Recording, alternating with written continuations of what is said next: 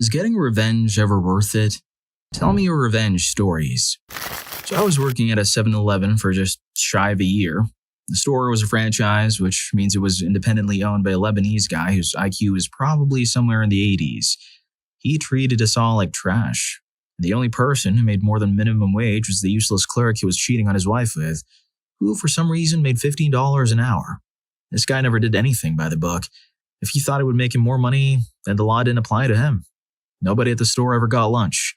We were barely afforded smoke breaks and we weren't allowed to eat while on the clock. In California, when you work more than 5 hours without a lunch, you're supposed to get paid an extra hour's wages, which counts toward overtime. We didn't get that either. On top of that, when he did payroll, he wouldn't actually go by when you clocked in and out. He went by the schedule he wrote. So if you stayed an extra hour or two to help out when it got busy, you'd be working for free, because the hours wouldn't show up. Also, your schedule was subject to change whenever he felt like it. There were several times he wrote me up for showing up late, because he would change my shift without telling me. So, here's where the trouble starts. Whenever we would take expired food off the shelves, we'd come in the next day and he had printed new expiration dates, pasted them on top of the old ones, and put the food back on the shelves. This happened consistently, the entire time I worked there. Well, one day I'd had enough of his nonsense. I called up the health department and reported him, then emailed the corporate and filled them in on what was going on. Well, word got back to him, and when I went in the next day, I'd received a complaint. I was promptly fired. I don't know about you, but I've never worked anywhere with a once-strike policy. Here's the thing, though. Since the day I started there, I'd been keeping records. I had copies of every schedule posted and every pay stub I'd ever received. I went to the labor board that day and picked up the paperwork I needed. See, when you don't get lunches and you don't get paid the extra hour you're supposed to, the labor board can force the employer to pay you the money he owes you in one lump sum. So I filled out the paperwork and turned it in. My old boss wasn't so smug when he had to make a check for $2,600, right after receiving a hefty fine from the health department. Now I'm working to get the labor board to force him to hire me back under the whistleblower clause. If he has to rehire me, he also has to pay me back lost wages for the past few months. Also, my old coworkers get lunch now. Was the revenge sweet? It felt awesome. But that's not why I did it. I did it because that sack of things was going to keep on exploiting his employees and customers to make a buck, and keep being a worthless human being. And it felt like unless I did something, he was going to get away with it. I simply could not abide by the idea of him suffering no consequences for his actions. Bravo, man. He got his revenge and he carried out justice. I don't even know what temperature that's supposed to be served. Story 2. So I'm a middle-aged man getting divorced from a middle-aged woman who cheated on me. It's been 2 years since she took off with her 22-year-old karate instructor, and the divorce agreement still isn't final. However, about a year in, it had to be signed and all the aspects of it were retroactive, meaning immediately upon signing it, I was a miserable dad with a few thousand owed for child support and over $10,000 owed for alimony. I tried to fight the retroactive stuff, but my lawyer didn't see a way to stop it. So my ex put a lien on our jointly owned house, and froze my bank accounts, etc. My life has been hell. My credit rating is terrible and I have to file for bankruptcy. And now, 2 years after she left, the house is for sale. It's a short sale, so the banks are freaking out over every penny. They worry about how much they'll lose. And when they heard that a lien was in place, they realized they'd lose even more, because the lien has to be paid and it comes out of their share. My ex is now freaking out too because the banks didn't accept an offer. They wanted more money. My ex sent an email to her lawyer and mine, but not to me, stating that I was holding up the sale because of the lien. She demanded that my lawyer undertake some legal process to have the lien removed. I got the delicious opportunity to tell her that I liked having the lien there. If the house sells, my back-owed money is paid off, and if it doesn't sell, well, I have to declare bankruptcy anyway. So it doesn't matter. She's now going crazy in email, lashing out at everyone. Story 3. I once started a tech company and developed a very marketable product. Being a techie who couldn't sell his way out of a paper bag, after about 4 years, I eventually found a couple of partners to work with to help market and promote a business based on my tech and take things to the next level. They didn't buy their way in, my first mistake, and our contract wasn't written with adequate protection for me. My second mistake, since we were all friends and I never thought anything bad would happen. We still had our day jobs and things were progressing nicely on building a business while we each still had day jobs. We were starting to be successful and edging towards the ability to make a quit-your-job kind of money. After a while, my partner started acting strangely and started floating the great idea to form a new business. Form a new LLC and roll out our existing successful business into it as one of the offerings, which we would all make zillions from. They talked it up for weeks and eventually sent me a lengthy and confusing contract to sign. I knew right away the ideas for the other offerings for the new business were losers, and got the suspicion that the only reason they wanted to do this was because they wanted to exploit the revenue from the existing emerging business and do away with me in the partnership.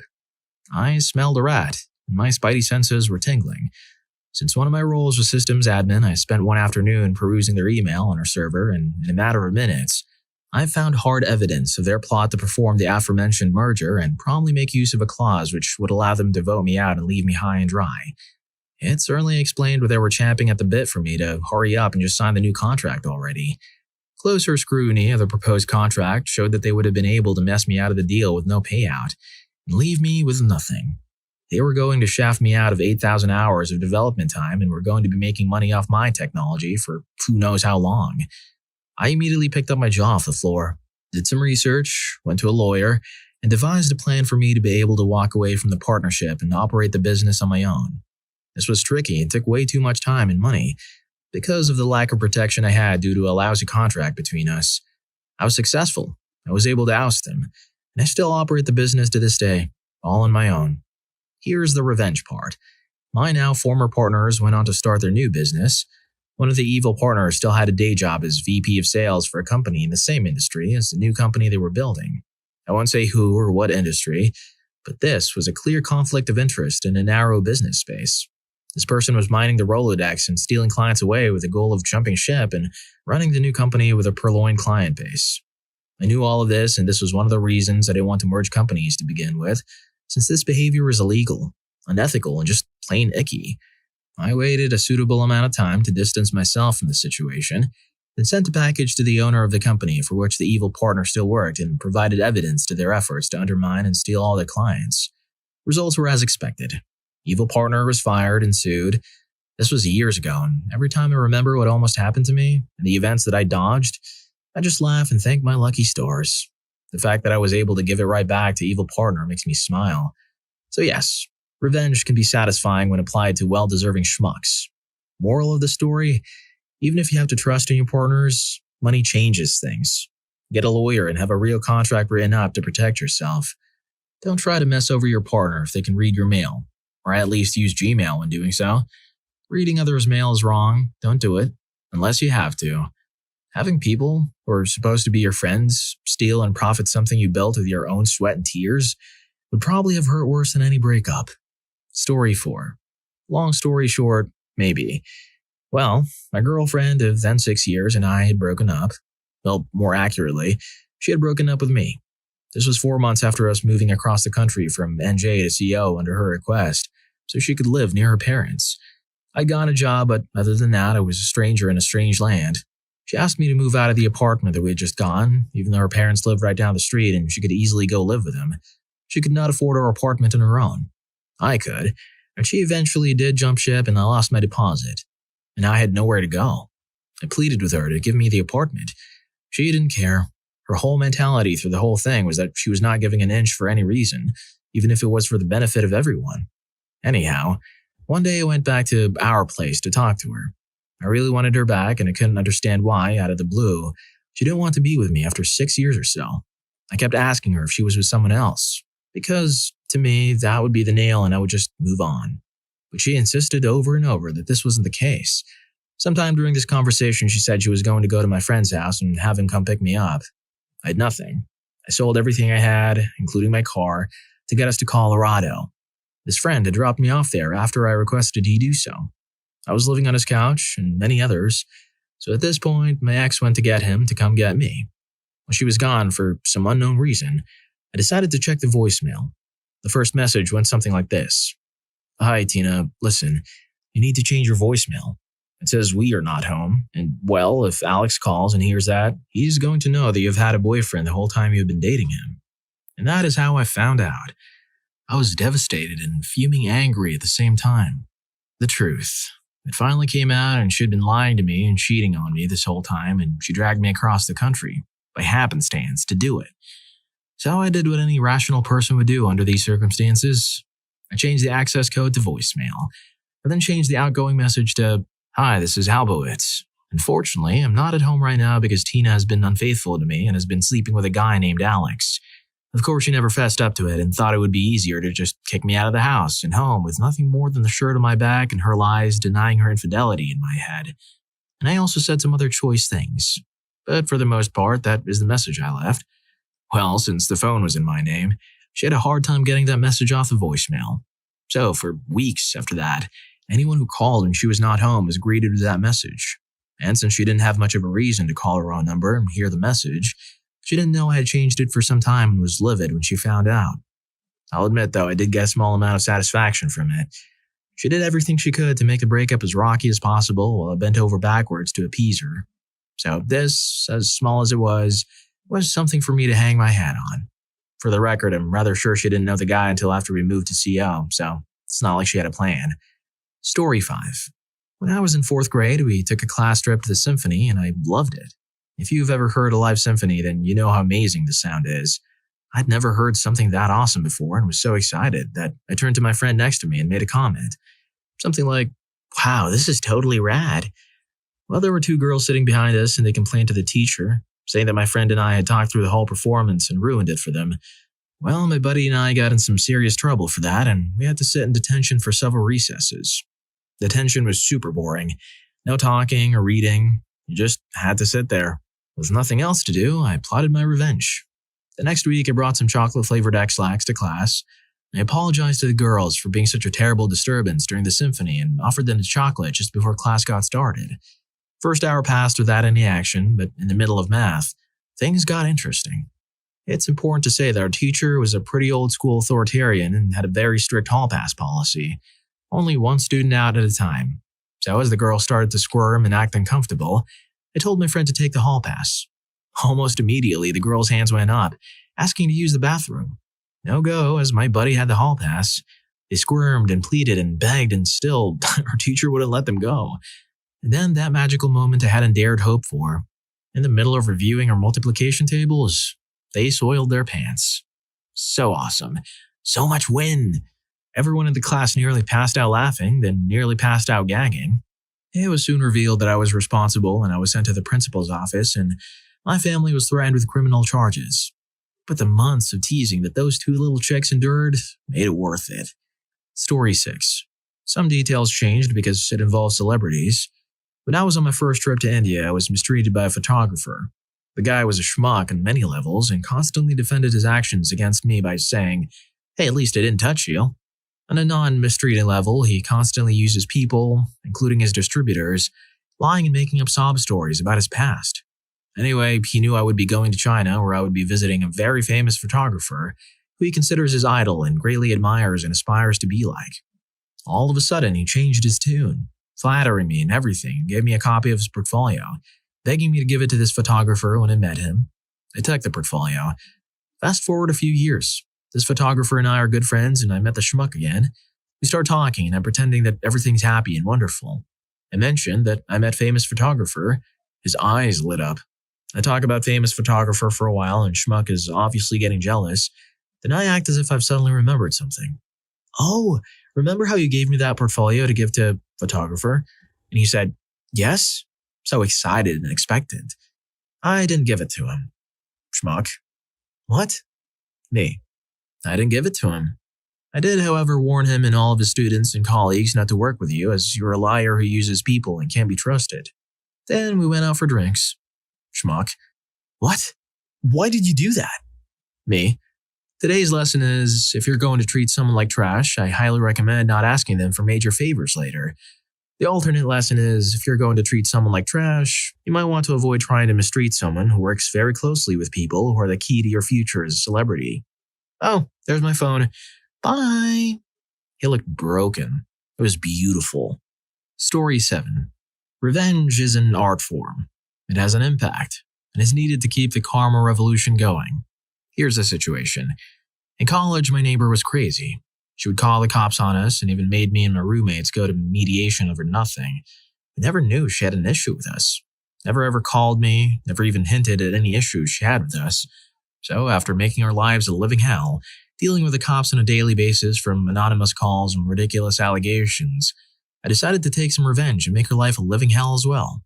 I went to a nearby record store that had magazines, Tower Records, and took out all of the subscription postcards out of every magazine, about 270 to be exact, went online and had labels made from my neighbor's address, got our roommates together, and while drinking a few drinks, we pasted her address to all the magazine subscriptions and checked that bill me later box.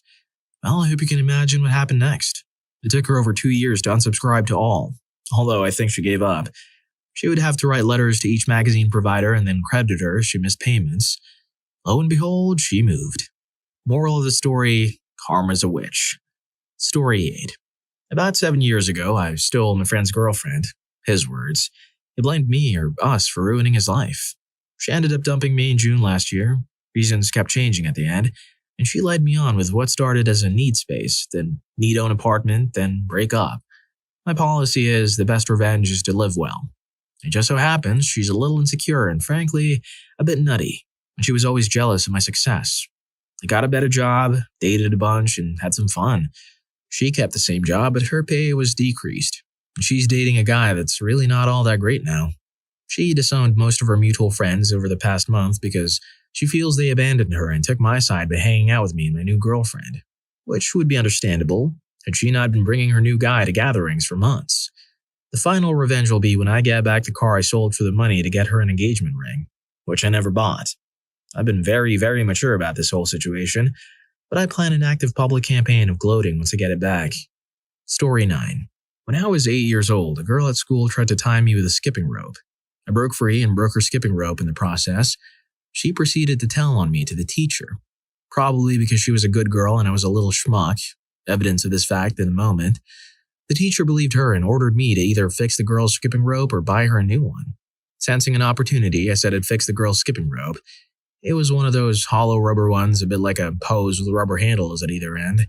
The fix was to stuff the hose back into the handle, fixing it in place with crazy glue. I, however, used inferior wood glue so that the handle would break off again. I know what you're thinking. A subpar repair does not make a very good revenge story. Well, she soon figured out what 8-year-old boy she shouldn't mess with when the handle broke off and the grape juice I had filled the entire length of skipping rope with came flying out all over her and her silly little skipping friends. Story 10. So I'm a 21-year-old in college. Back as a freshman in high school, I was a skinny, 120-pound Asian kid who liked playing Pokemon and staring at the hot girls in class. Anywho, this older kid named Greg would always try to get in my face in the hallways and shove me and try to get me to retaliate. I would always walk away and never do anything back because he was large, and I had a tendency to get roughened up. One day, I just couldn't take it anymore, and when he came at me, I managed to shove him hard enough to make him stumble into a locker. As I was walking away, feeling good about myself, he hurt me straight in the back and everyone saw it. Fast forward 4 years. I'm a freshman in college and I had just won my amateur MMA debut, and guess who I ran into at a party in our town? Good old Greg, who's now a user and a complete loser. When he saw me, he tried to give me the usual tough guy attitude and tried to shove me around a bit, at which point I proceeded to roughen him up senseless.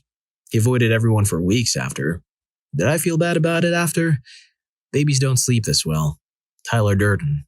If you're enjoying the video, don't forget to hit that subscribe and like button for more videos like this. Story 11. I had a D-bag roommate in college who lied all the time. There were 3 of us in the house. This guy was cheap as hell.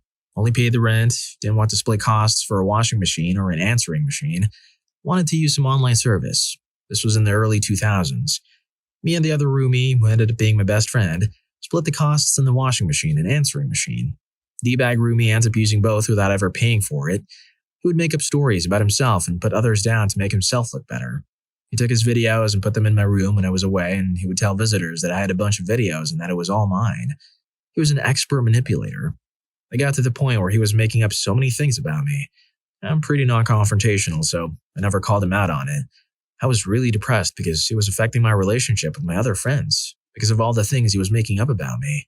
He eventually put himself in a situation where he did something stupid. He bragged about it to me.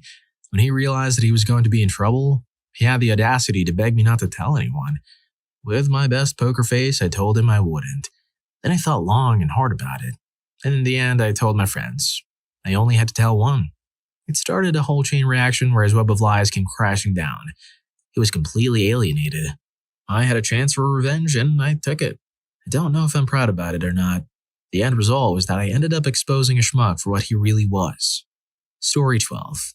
While I was deployed overseas, my then-girlfriend at the time was having intimacy with many different men while pretending to be the loving, trustworthy girlfriend to me. She even went so far as to tell me she was mistreated and that she was pregnant, supposedly mine, and had a termination. Still in the dark about all of this, I get back to the States and I'm expecting her to be arriving in a flight and drive the hour to pick her up. Come to find out that she wasn't even on a plane and the whole thing was made up. Called her mother while I was at the airport and asked to speak to her. She just woke up from a nap on the other side of the country and I had the pleasure of catching her in her lie. A couple weeks later, after hearing all the lies and BS her sister was making me aware of, we hook up, and during the act, my ex walks in. It was priceless seeing her face as I was with her sister. Couldn't have felt better after evening the score as well as I could. So after my ex walks in, she tries to stop her sister and me. We didn't know that she came home with her mom, and when she saw what was going on, she grabbed my ex, hauled her out of the room, and slammed the door behind her. We finish, somewhat quickly, and walk out to a full-on cockfight between my ex and her mom. Picture 2 cats in a bag, and you'll have an idea of just what this looks like. Her entire family knew what she had been doing to me and felt she deserved no less than what she was getting. Of course, her dad was ready to end me, but I didn't stay long enough to have that chat with him. Story 13. At this point, this probably won't be read, but here it goes. When I was 21, I had just moved to a new city into a townhome-style apartment with some friends of mine. We all had jobs at a tire factory and as such, worked shift work. When we moved in, we were given very explicit parking spots that were conveniently unmarked. These parking spots were not in front of our townhouse and were in a few buildings down. Fast forward a few months. The king of schmucks moves in a few doors down from us, right behind our parking spots. This guy was a real schmuck. I overheard him making fun of our neighbor's daughter one time about how it must be tragic to be ugly and knowing nobody would ever want to touch you. Anyway, my roommates and I were working nights one time, 7 p.m. to 7:30 a.m., so we generally slept the days away. It was early spring, all the snow was melting, and the city issued some signs saying that the streets had to be cleared on X day from blah to blah, so they could clean the gravel or rocks or garbage from the winter months. Our parking spots weren't on the street. They were in a parking lot off the street, so we parked and went to sleep like normal. We wake up, go to do our regular routine, and boom, vehicles are all gone. Do some calling around, find out they were towed. So we go through this hassle of finding a way down there, paying the fees, and getting our vehicles back. Between the cab rides, tow fees, tickets, and a few missed work hours each, this ended up costing us around $500 each. There were 2 of our cars towed. D-Bag McGee ends up telling us in passing the next day how he forgot to move his cars. So we called the cops and reported that he couldn't park off the street because somebody's illegally parked in a spot. Turns out the police ran our plates, got our address, which was just down the street, and apparently tried ringing the doorbell, which none of us heard because we were sleeping. I'm not sure about my roommates, but I was still adjusting to shift work and slept with my AC on plus earplugs. So yeah, we were pretty mad about all of this. We had a few conversations on how we could get back at the schmuck. One night we came up with this. Schmuck had a pretty decent girlfriend. I'm not really sure why she was with him. Regardless, we followed his schedule for a while. His girlfriend was out of the house the same times and the same days working, Tuesday to Saturday, 8 to 4:30. We staged a few fake pizza deliveries, and this dude never answered the door if she was home. Easy enough. So on Monday that summer, we called an service. We told this chick exactly what to say in certain situations, etc. Took about 2 hours of coaching and going through mock situations, but it played out flawlessly. Cost us $100 an hour for 3 hours. We send her over there, she knocks, girlfriend answers. Girlfriend opens the door. Escort with a stunned look. Oh no, is Tuesday tomorrow? Girlfriend then started questioning why some chick is coming around, but we gave this chick answers to everything. She started talking about how she's been coming every Tuesday for months. Things start getting louder. Schmuck is at the door at this point, saying stuff like, "Baby, I have no idea what she's talking about." Then the starts talking about dates she came over, that this chick was out of town. Nothing a random person would know. After they started yelling at each other, they took off, blowing off the situation. There's no way any person would admit to seeing an every day for months, so he was pretty much doomed. They were arguing at each other for a good 10 minutes before they took it indoors. She moved out by Friday. Mission accomplished. And for the record, I feel absolutely no guilt. It helped that I worked with this chick at a future shop to know her schedule, and we later hooked up. Awesome. So we spent more money to get him back? I applaud his money-throwing away skills. Story 14. A few years ago, a guy came to my house and started pushing me around because he'd heard I'd said something bad about his mother. Shocked, I grabbed a large wrench from the side of me. You have to realize this guy wasn't exactly big and strong, but had a reputation for being a bit of a hard guy. Although he really wasn't, and I was well known as a guy that had held a black belt in karate for several years. But I'm a laid-back guy, so I didn't want to fight in the first place, nor did I think having a fight with a guy who was part of a gang was a particularly good idea in the long run. After seeing me arm myself, he quickly fled the front garden to stand near his friends. I asked what was going on, and he explained the rumor to me, and I told him it was BS, and his friends even admitted making it up to see this guy get roughened in a fight by me. At this point, I just couldn't fight the guy. He was clearly scared of fighting me in the first place. And his whole reason for wanting a fight was made up, and he just realized his friends weren't exactly good friends. It would be wrong to give him a lesson on top of all that, so I let it go. Told him to take off, and I said if he keeps living his life like that, causing fights wherever he goes, one day karma's going to come and bite him in the back, and that no matter what, you're going to look back at today, and even though you're the only person who got a hit in, I'm always going to be the person who won for being the bigger man and walking away. These are still the last words I've ever said to him, much like in your story. Fast forward to the next day, and he's not in school. I saw a friend of his who looked terrible that day, almost in tears, so I asked where he was today, expecting to feel a bit of bravado and secretly hoping he was scared of me now. I'll never forget the moment when I found out somebody was provoking him over our fight and how small he is now in everybody's eyes for starting a fight over nothing. He ran across the road to confront this individual and got hit by a car. For weeks, the school was full of talk of how he was going to pass away and that he's never going to wake up from his coma. But fortunately, he did. I would never wish that on him or his family. We're all lovely people, and even today are still traumatized by the events and still dealing with the consequences. Never fully recovered. I bumped into him a year later, still wheelchair-bound, still doesn't have a full control and still in pain every day. He was pale and gaunt. I could tell he has been wasting away in that chair for some time now, and he looked in the eyes until he saw my face, and a flash of shame flickered across his face when he remembered who I was. He put his head down, and all he said was, "You was right," and he rolled away. I was in tears at this point, and I still get upset thinking about it now, some 7 years later almost. What started as him getting revenge for his mother, albeit misguided, has destroyed the life of his family who had spent years of life caring for him and cleaning him, basically waiting for him to pass away, which he will do one day, soon enough. The person who provoked him to go running across the road was never the same again. Had counseling for years, but eventually ended it all, and even I still feel guilty for how it went down to this very day. If my words haunt me so much still, there must be a ring in his head constantly. All that for revenge for a comment a friend made. Such a waste of life and an utter destruction of another who is unfortunate enough to now have to live with the consequences. Story 15. They say revenge is like drinking a poison, hoping for the other person to pass away from it. Best revenge is to walk away. Seriously, anyone messed up enough to mess me over will fall flat if I step away. I've only had a few people in my life worthy of revenge, and it always paid out to let them do what they did with the maximum force. Once you start doing revenge fantasies like a Kurosawa film, Lone Samurai on a horse and all, you'll look like a damn fool, because that's only for the movies. I've come close to temptation. Buddy, I came damn close. Years and years ago, back in the BBS days, there were these guys on a rival BBS who decided to mess with me. I never knew why, but they pestered me with phone calls, stole my mail, bothered me at work, and so on. Their hinge belief was that I was a liar and they were going to prove it. Sadly, I worked for a company who had some serious security policies, and when they started messing with me at work, the law got involved. We settled out of court, and part of the settlement was to drop the whole thing, which is why I won't get into it. Although one lost his job and another lost his security clearance as a result.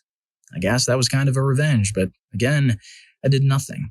The company was the one who prosecuted because someone is pestering one of our prime security targets. But what I wanted to do was insidious. I was a telecom programmer.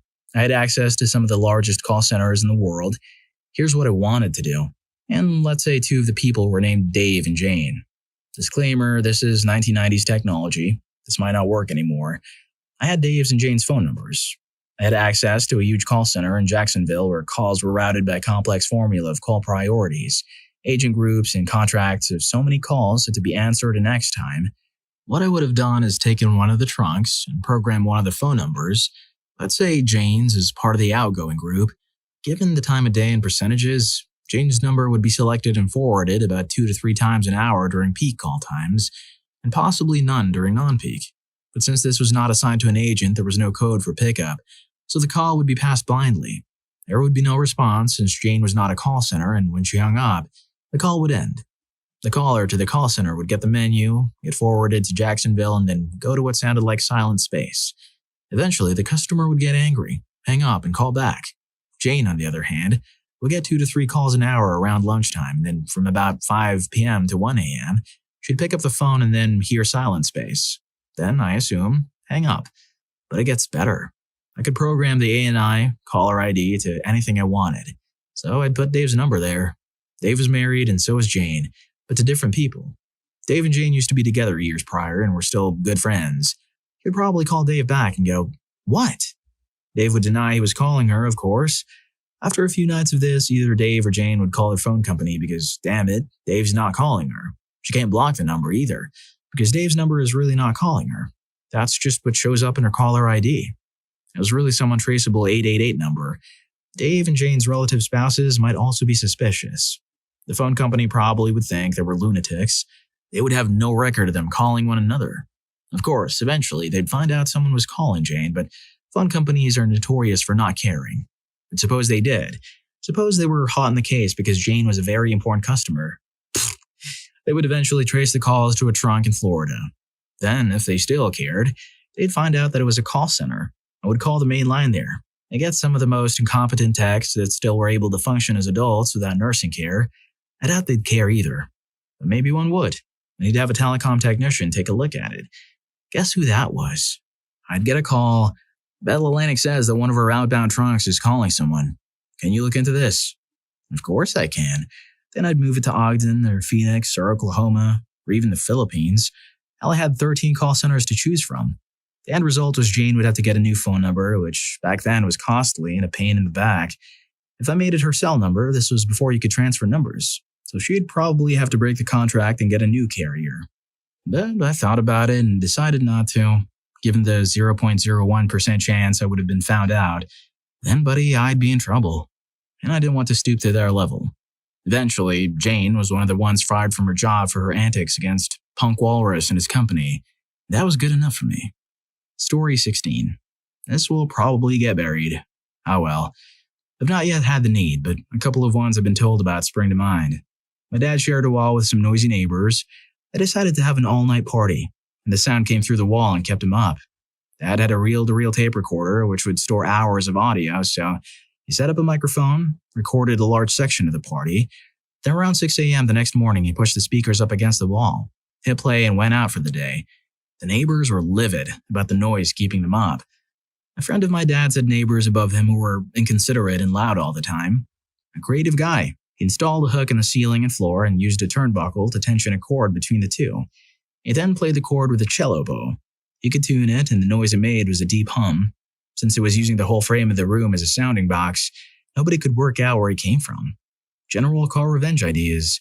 Some raw fish or prawns in a blender, reduced to a thin slurry and poured into the carpets or into the cabin air vents would be almost impossible to get out of a car. The stench would be phenomenal. I've always fancied the idea of leaving a block of Parmesan or other smelly cheese in someone's engine block. As the car heated up, it would melt all over the car and start to burn. I've also never hated anyone enough to attempt the above. What the hell am I talking about? I did once perpetrate revenge of a prankish sort. My friend was annoyed with me, as I told him I was traveling interstate and overseas a week later, but hadn't told him why. He was emailing me to ask why I was traveling, but I was busy and was planning on emailing him later. Before I got the chance to reply, he wrote to me saying, "Hope you enjoy the prank." I wondered what he meant. Then the email started. What he had done was tell a large number of people, friends, acquaintances, and some strangers that I was traveling for treatment for cancer, having been recently diagnosed. A girl who had recently been diagnosed with MS wrote to me, offering her sympathy and a shoulder if I needed it. I felt awful. I felt angry. Word got around that I was okay, but I was still angry and baffled that he thought it was funny. Sometime later, I had to visit his house and he was out. A friend and I managed to break in. We took all the drawers out of his dresser, inverted them, and put them back so everything spills out when you open them. I changed his computer's desktop and homepage to explicit images. I also installed a fake format program in his startup folder.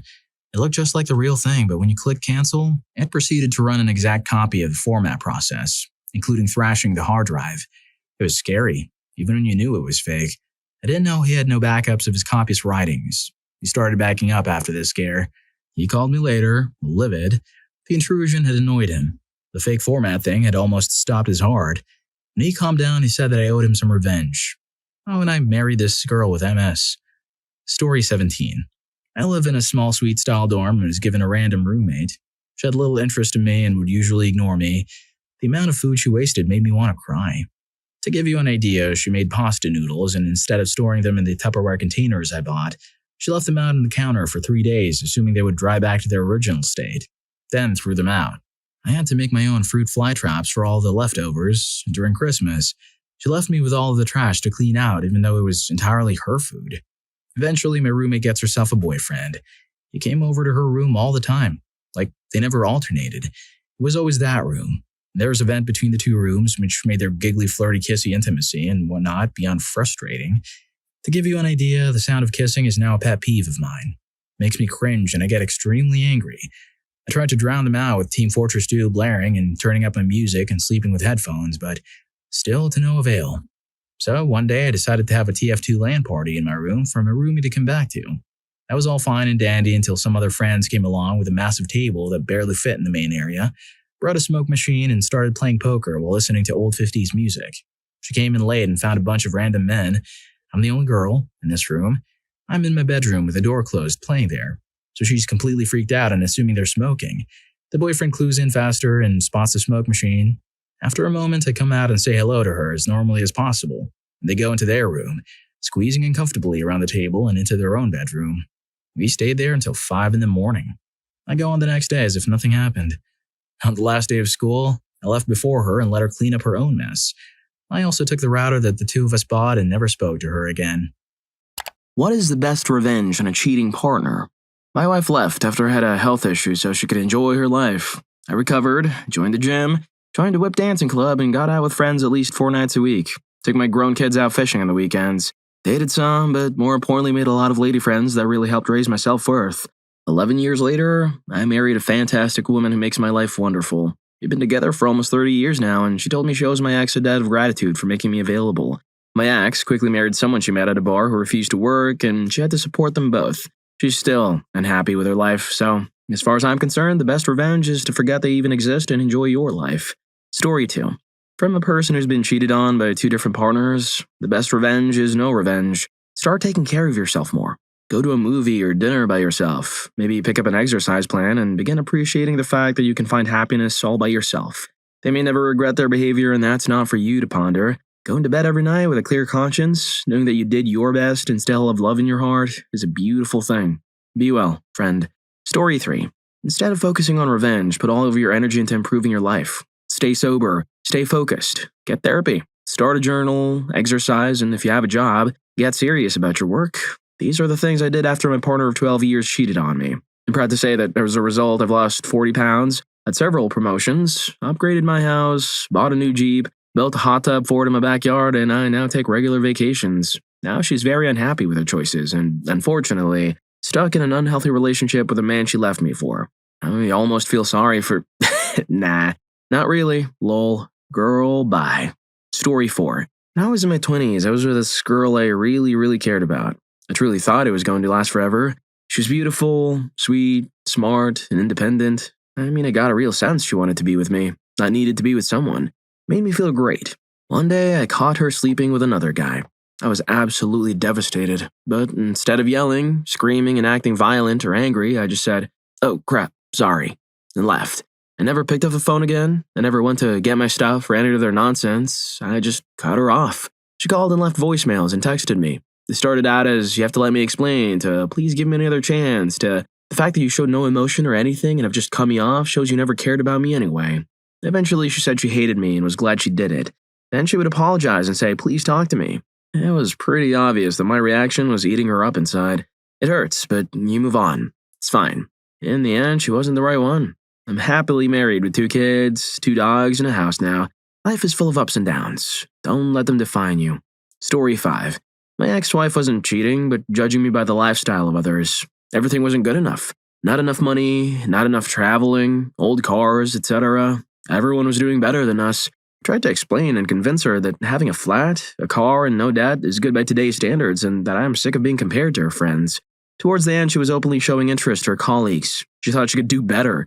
We ended up divorcing. I met my current wife and have been much happier ever since. She, on the other hand, now sees how good it was. Story 6. I left my ex after I'd grown tired of her cheating and general negative behavior when she drank. I just got a better job and went to stay with a friend, as my ex and I lived together. My friend started dating a realtor, and she helped me find a house with a huge yard, just like my ex and I had always talked about. I started losing weight, gathering a group of female friends and seeing my existing friends a lot more.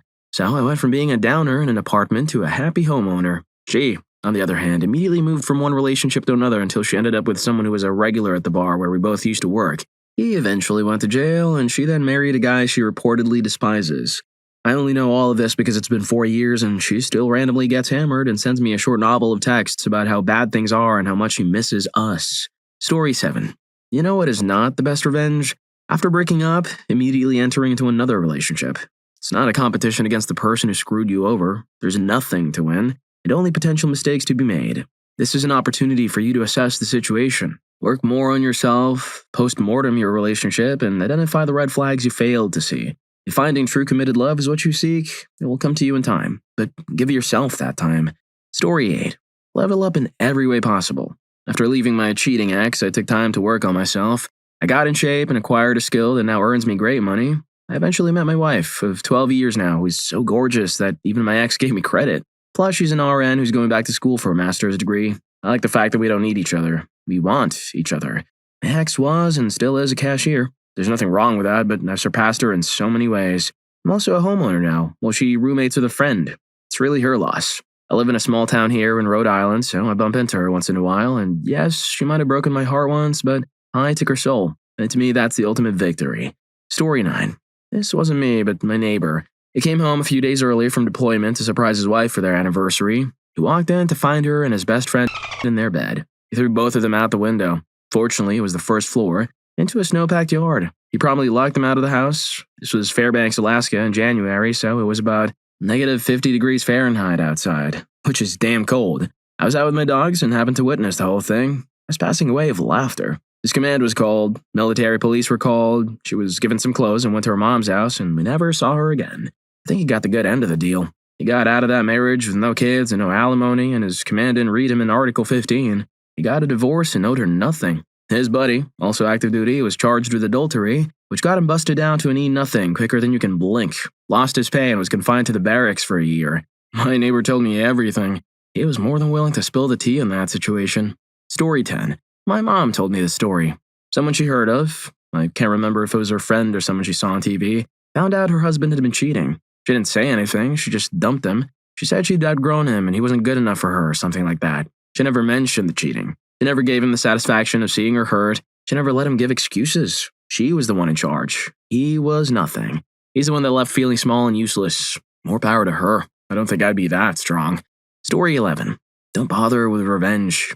So many people lash out or try having a conversation. Confronting them works against you in 2 ways. First, it can make you look incredibly weak. It doesn't matter how you go about it. Whether you react intensely or become emotional, your image might be forever tarnished in their mind. Keep your dignity and avoid it.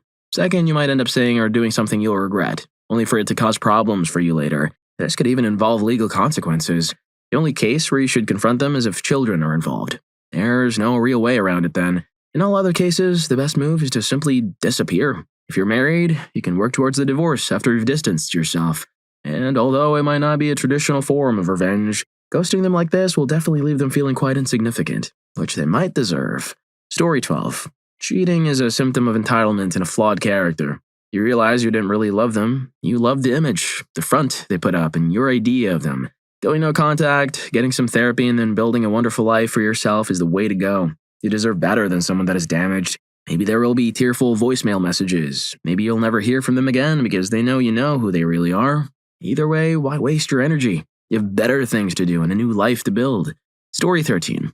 The best response, honestly, is to forget about them and move on. It sucks, I know. You discovered that the person you loved didn't feel the same way and has been deceptive. They didn't trust you enough to speak openly about their feelings and felt that deceiving you was a better option. But being petty, engaging in retaliatory actions, or damaging shared property will only make the situation worse and reflect poorly on you. They say revenge is a dish best served cold. Forget about them. They didn't care about you, so why should you go to any extra lengths to prove you still care about them? Accept that what you had is gone. It will take time. You'll feel terrible. You'll grieve. You'll be depressed for a while, but you will emerge a better person because you won't be dwelling on those negative feelings. Then you can start to date other people. Find someone who genuinely cares about you. Someone worth spending your time and effort on. Find someone who is far better for you than your ex ever was and lead a happy life. If they ever look back and think about what could have been, they'll see you happy, living your best life, without them in it. When that happens, you'll have your revenge, and you'll never even know it. Story 14. Don't be like them. I know, in the heat of the moment, you want to hurt that person who causes all the pain to you, but it will help you only for some short time period, because you will live with your guilt for the rest of your life. Guilt of knowing that you are not that much better person than your cheating partner. He does it first is a childish and not valid argument. Instead, try to work on yourself to be the best person you can potentially be. Try to be happy in the future. Forget about those who hurt you and focus on those who make you happy. Only that way you can find happiness in your life again. Story 15. When someone cheats on you, the pain is so deep that the first instinct most people have is, what can I do to retaliate? It's understandable, but it's also emotional thinking. If you use rational thought, you'll realize that there's actually not much you can do to hurt someone who's cheated on you. They don't care. How you're feeling means little to nothing to them, obviously. You're not going to make them think, I wish I hadn't done that by anything you do, and even if you do, isn't it too late? What's the purpose? What's the outcome goal? The fact of it is, if someone cheats on you, the best thing to do is be sad and angry about it for a while so you can truly process out those feelings and not bring them to the table in the next relationship. It'll take time, but eventually you'll view it as part of your past and not part of your current mindset. It won't do to be the person who got cheated on your whole life.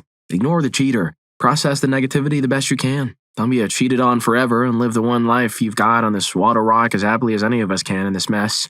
Story 16. The best revenge is the waiting game. Knowing one day he or she will come back, looking to get back together, you can listen to them cry, beg, and plead that it was the biggest mistake of their lives. Then, at the end of this diatribe, you get to tell them to F they F right off, and that you're over and done with them. If they say they've changed and are a better person, congratulate them and tell them that they can practice their newfound changeness in someone else.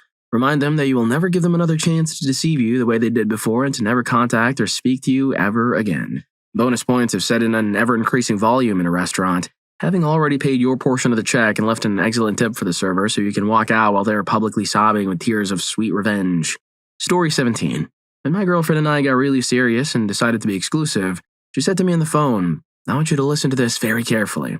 I said, okay, and she replied, no, I want you to listen to this very carefully. I said, okay, I will listen very carefully. 2 awkward minutes of silence. She then asked, did you hear that? I said, what? She responded, nothing.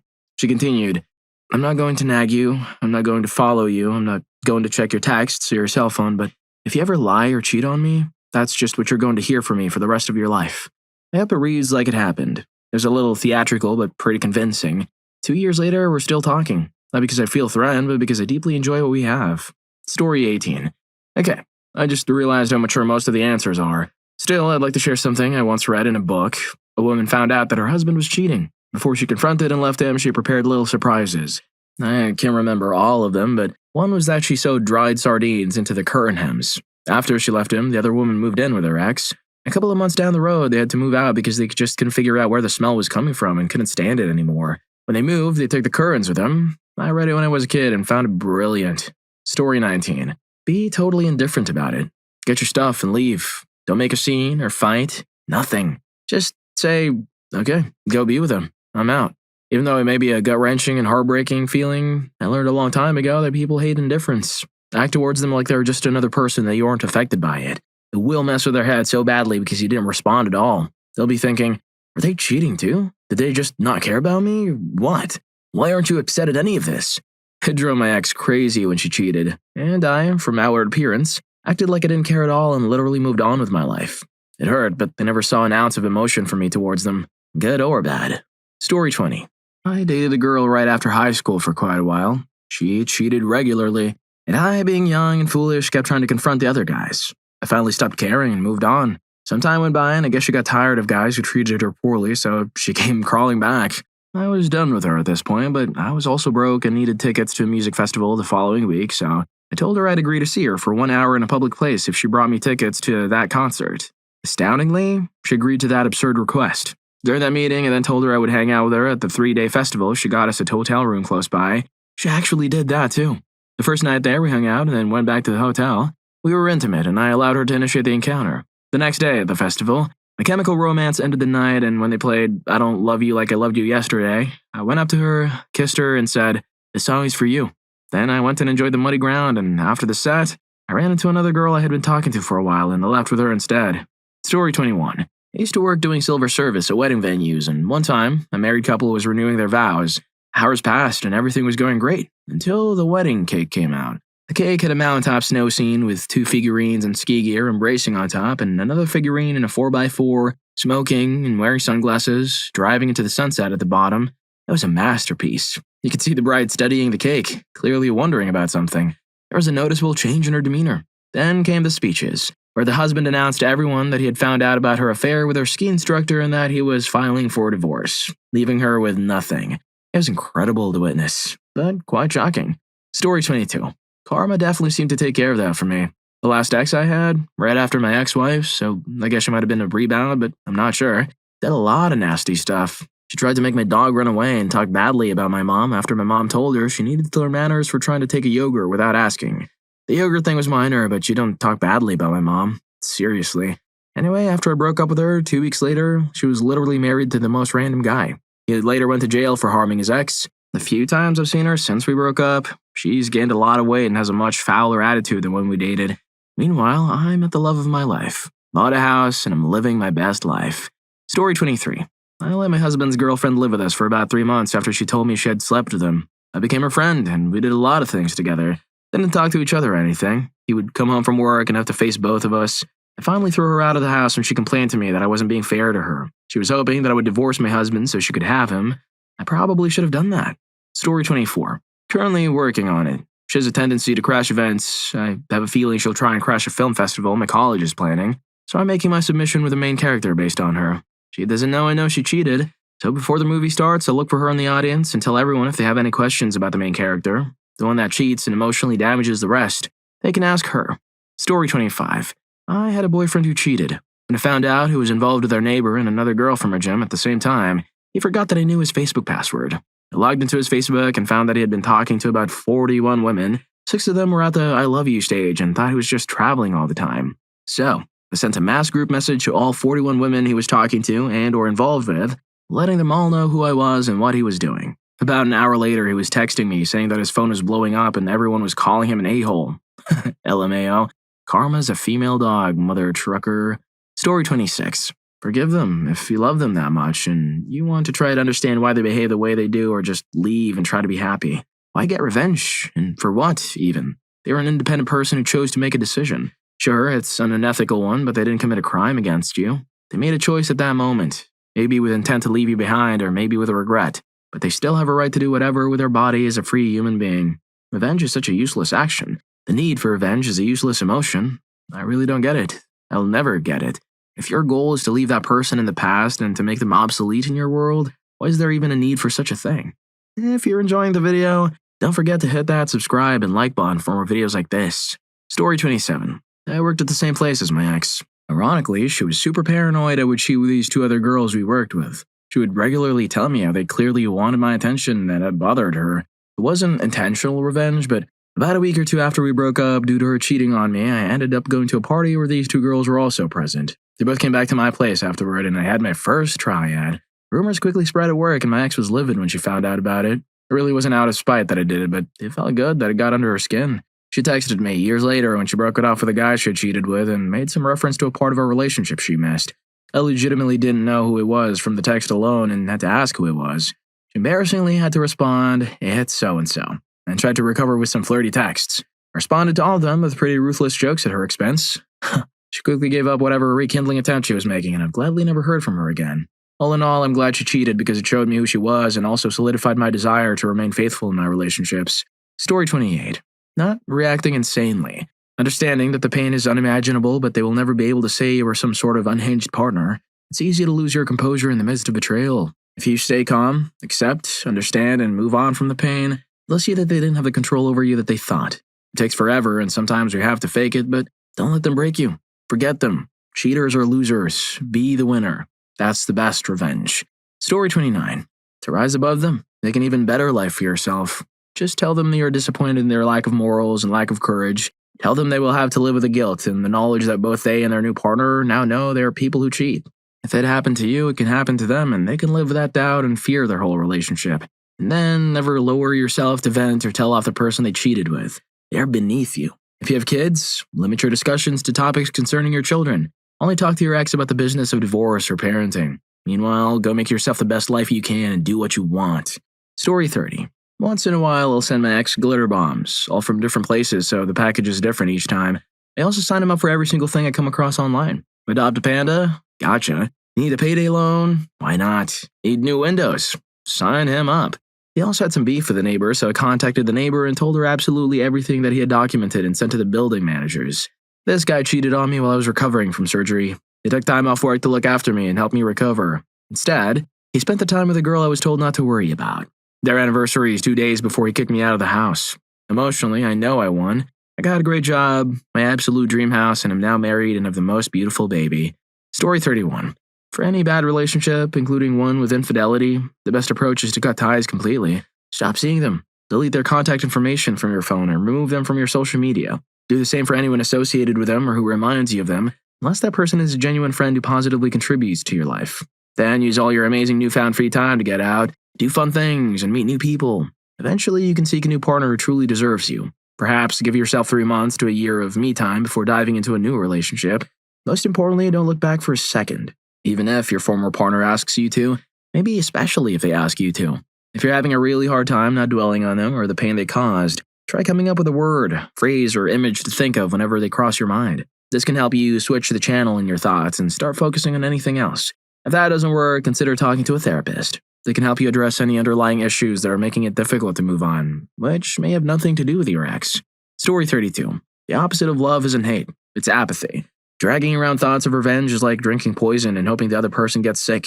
It's a cancer that sucks away any possibility of you ever being happy. Let them go. Learn from the painful split and slowly start making steady progress and making your life better. Someday you'll meet someone wonderful and you need to be impressive. Not necessarily rich or handsome, just someone that a wonderful person would want to have in their life. Story 33. I hurt myself on the job once, and I went home early to hear the screaming. I felt terrible. And it was even worse because her screams were much louder for him than they ever were for me. I took a picture of my house with my cheating wife's car next to her boss's truck, and I called the regional director and corporate office, telling them the story and mentioning the picture. The picture wasn't proof, but it gave my statement a little more credibility. The next week came the tears, apologies, and begging me to stay. Then a week later, she called me, screaming that she had lost her job and never wanted to see me again. I still felt hollow, but a tad better. Story 34. I had a girlfriend I treated like a queen for about a year. She started cheating on me with one of our coworkers. I wasn't upset as much as I was angry that everything seemed to be going great until that point. She lived in a small rural community and I lived in a growing micro-city. I would take her out to places she couldn't even pronounce and showed her a real night in the town every time she came to stay at my place. After she cheated, I wanted payback. I went online and searched for properties all over the world, collecting several addresses from those properties. Since I knew all of her personal information, I went to the post office every couple of days for about 2 weeks and turned in a change of address for her. Her mail got sent all over the world for who knows how long. She never figured it out, and my roommates and I got a great laugh out of it. Story 35. I found out my ex was spending upwards of $700 in OF subscriptions while also verbally and mentally mistreating me about our financial problems. I was spending $10 a month on Kindle Unlimited so I could have some sort of joy, and he was spending an additional $500 a month on stuff for his gun hobby. I finally managed to leave him in a safe way, divorced him, and now I have an amazing husband who literally treats me like gold. He loves and appreciates me so deeply it brings me to my emotional knees every single day with appreciation. The best revenge is being happy. Story 36. Stay with him and DNA test your son. That's what my friend is doing. He found out his wife has been involved with her ex, who she works with for the entire 12 years they've been together. She's been going to his house at lunch, then coming home and playing happy families. It's unreal. He's devastated by this. He's been having panic attacks and is a shadow of his former self. I honestly don't know how it must feel to realize your whole life for the last 12 years has been a lie, but To actually stay and try to work through that is beyond me. She's somehow making out that she's a victim in all of this, of course, because my friend had to work away sometimes to provide for the family, while she's engaging in activities on her lunch break. If I were him, I'd be gone and not looking back. His wife's in her 40s, my friend's in his early 30s. I can't fathom why he's not leaving. If I were him, I'd get my own place, at the gym, live the single life, and expose her to his and her family for the cheating, lying person that she is. She's ruined him, utterly ruined him, and he's so heartbroken he can't accept it. It's scary. If he doesn't leave, I think he might do something reckless. There's only so much turmoil a man can take. Don't know how you can spoon your wife and watch Netflix after finding out that it's over. Never was. Story 37. Mention something that sounds like the name of the person they were cheating with, and then claim it was just a slip of the tongue. Repeatedly almost find evidence of infidelity. Say things like, "That was really good intimacy last night." Wait, I forgot, that wasn't with me, was it? If they ask, deny having said it. Other than that, act normal. Make them constantly worry they have been found out. Always second-guessing themselves about whether you know or not, but never sure either way. What you said could maybe have been a joke, a slip of the tongue. Maybe they are becoming paranoid and seeing monsters in the shadows. Or maybe, you know. Story 38. Doing better than them. My ex found my current partner and me in a dating website. We had a joint profile, looked for a third. It didn't really work out. It went crazy on me because I supposedly ruined her life. Apparently, she was upset that my best friend wanted nothing to do with her after she cheated on me. I did act like a schmuck after we broke up and apologized, so then she resorted to insulting my current partner, who I've been with for 8 years now and have never been happier. Oh, I don't know. It's kind of cool knowing that she faced an uphill battle to even get her bearings. She had to move back in with her mom, turn to street work, and just kind of floated along. Not discounting street work, but it was a far cry from her dream of being an environmental lawyer, a public health expert. I don't know. It changed constantly. But I'm no longer petty and thankful she was with that other person. I would have asked her to marry me because I was so self-deluded and convinced that since we were best friends from a young age, it was meant to be. It was not. She has a great job now and a name for herself, so I'm happy for her. And I have everything I ever wanted, too. Pretty rad how it worked out. Story 39. This wasn't planned, but I had an ex who told me she wanted to break up, then left the house for 2 weeks. I kept asking when she would come get her stuff, and she wouldn't respond at all. She eventually came back and asked me if, after our time apart, I thought about things and wanted to stay together and work on stuff. I simply said, "You dumped you once you were single, huh?" It may as well have been written on her face. She was trying to play the "have you thought about things now" card, like I was supposed to have learned my lesson, but I could see the desperation. She had gone from being the one to end things to having lost it all. About 2 days after she left, my neighbor was outside having a smoke, and I asked, "Can I get one of those?" Yada yada yada. I had been having intimacy with my neighbor for a week and a half by the time this lady came back for her mysterious sabbatical. She raged at me, completely hypocritically, for cheating. Then I just got up and went to the neighbor's place. They came back a few hours later, and she was packing up a suitcase. She'd clearly been rage crying for a while. I should have just put her stuff in the storage before that, but oh well, she would have seen me. Apparently, the guy dumped her as soon as she said, "It's just you and me now." So her 2-week vacation was just her sitting in a friend's apartment, crying and trying to come up with a way to get me back after dumping me. In the process, she even staked out her place until she saw me with a neighbor, then decided that was the moment we were even for her cheating, regardless of the fact that she'd broken up with me and was already cheating. So my point is, just know that they're the person who cheats. That's the lifestyle they live. It's usually an own goal for them. Story 40. Not the best revenge, but it was my petty revenge. 23 years ago, my ex and I broke up. She was cheating on me with some random guy she met on MySpace. So, for the month I was stuck sharing a 2-bedroom apartment with her, almost every morning in the shower. I would take the cap off her conditioner and put weird stuff into the bottle. Then I would give it a shake. She had a white, creamy conditioner, and as far as I know, she never knew. I was young, angry, and trying to be edgy. It made me feel better while doing it, though. Story 41. I really never cared about revenge, which truly bothered my ex. She would do things to try and make me mad, but they wouldn't work. And she would get upset that I wasn't mad and do something else to try and provoke me. It only ever hurt her child. I am 4-0 in family court with her, so I guess that's good. All I ever wanted was what's best for a child. All she ever wanted was to be right about everything she did wrong. Story 42. The best revenge is specific to the person. All these posts about forget they exist or best revenge is no revenge or BS. The definition of revenge is to inflict harm, emotional or physical, in response to an action. These answers are dodging the question. For example, best way to quit smoking? Don't start. The best revenge is to take away or destroy something they love. Maybe that thing is you, in which case you could use the methods mentioned above, but it could also be the new lover, an object, their reputation, etc. It's not about you, it's about them. Identify what they cherish and remove it from their life. Story 43. Moving on with your life is truly the best revenge. My ex-wife cheated on me, got pregnant very quickly after starting to date the other guy. Had the baby, and then got married. Her mom recently ran into my mom and mentioned that she isn't doing great. Meanwhile, I got a better job, then another even better job, bought a nice house with my wonderful girlfriend, and have been happier than ever. I learned a lot from that relationship and honestly did improve as a person because of it, but it was time to bury it and move on. And it did wonderful things for me. Story 44. One of my friends' moms was emotionally mistreated by her husband. He constantly made her feel worthless and her life was miserable. She then found out her husband had been cheating on her for 3 years with several women. They eventually got a divorce, but before that she did this, in her own words. I got his Xbox and PS4. I destroyed one and sold the other one really cheap. I destroyed his computer and I talked to his boss how he would take some of his salary and give it to me for child support. It was sweet revenge, even though her child and she now go to therapy. One of her children, who is just 9, has trust issues and doesn't get along with some people, and her mother is still dealing with depression from all the emotional cruelty. Story 45. So I have an ex that fancied my roommate or best friend at the time. He lived in the dorms, apartment style, so my roommate and I got our own rooms by pure luck, and he lived across the hall from us. He broke up with me and then immediately started dating my roommate. So while I have no concrete proof he was cheating, I'm pretty sure he was. He'd spend almost every night in my roommate's room, and every morning he would wake up around 7:30, go over to his apartment to take his meds, and then come back. He had to unlock the door to our apartment to come back in, but I had an 8 a.m. class and would wake up right before him to get ready anyway. I'd make sure to leave right before he got back, and I'd lock the door behind me so he couldn't get back in. I'm not good at big acts of revenge, so I was very petty with this. Luckily, I moved to a different dorm the next semester and didn't have to deal with him, but not before reporting that they were spending almost every night together to the RAs. You can't have the opposite gender spend the night. I also told all my coworkers about him, and since I work at Walmart, we see him every week. I told them about his weird cat thing and how he'd meow during intimacy, so they now all meow at him in passing. Story 46. I didn't even have to do anything. She was at my place picking up some of her stuff after I kicked her out.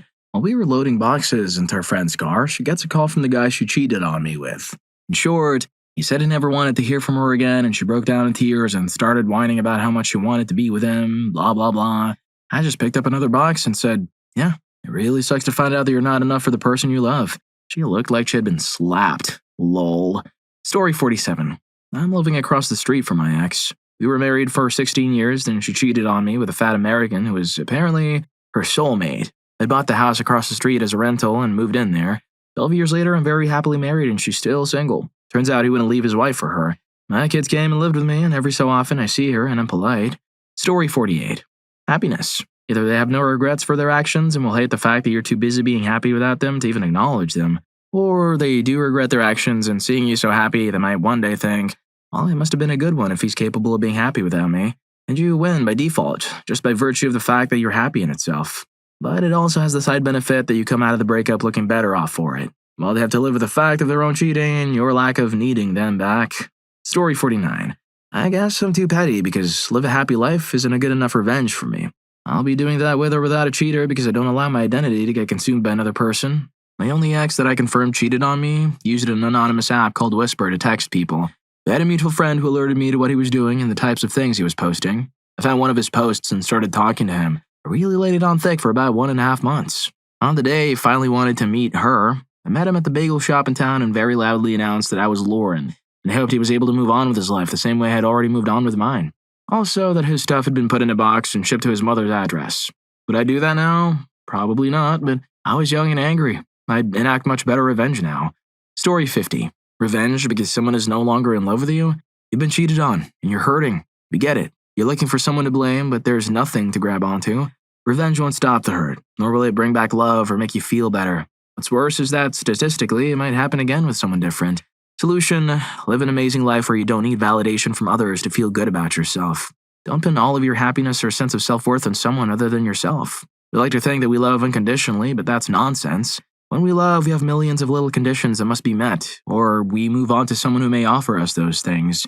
Story 51. Well, I'll go ahead and break from the be better, move on, forget crowd, which is frankly a bit boring. I caught her lying about where she was going and gave her one last chance to respond to a message asking if she wanted to talk. She ignored it, so I took the entirety of my last paycheck out of her joint account. I was the only one bringing in any money and wasn't about to finance her cheating, leaving nothing in that account.